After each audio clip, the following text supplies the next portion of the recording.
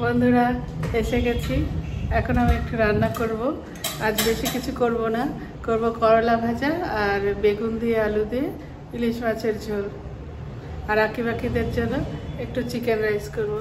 তো চলুন, এই যে করলা ভাজার সব আয়োজন হয়ে গেছে, আমি ধুয়ে টুয়ে নিয়েছি। এখন এটা কড়াতে দিয়ে দেব।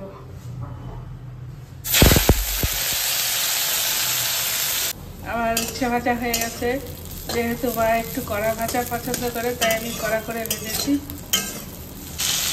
বন্ধুরা, এবার আমি ইলিশ মাছের ঝোলটা করবো। প্রথমে বেগুনটা ভেজে নিই। মা বেগুন দিয়ে মাছের ঝোল খুবই পছন্দ করে, তাই বেগুন দিয়ে করলাম। এদিকে আঁকি বাকির জন্য চিকেন রাইস হচ্ছে। বেগুনটা ভাজা হয়ে গেছে, এবার তুলে নেব। এবার আলুটা ভেজে নিই।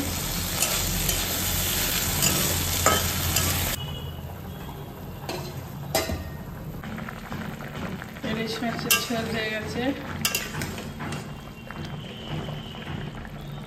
এবার নামিয়ে নেব। বন্ধুরা, নিষ্ঠুকে স্নান করিয়ে দিয়েছি, কেমন গৌ বাচ্চাটার মতো দাঁড়িয়ে আছে। বন্ধুরা, বসে পড়েছি খেতে। আজকে বেশি কিছু করিনি, করেছি আলু সেদ্ধ,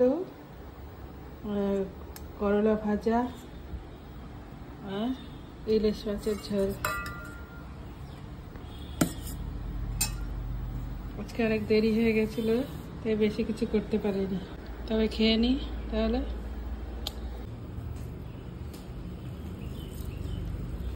আমি লঙ্কা খেতে এত ভালোবাসি যে যে কোনো তরকারি যদি ঝাল হয় তাহলে আমি সহজেই খেয়ে নিই।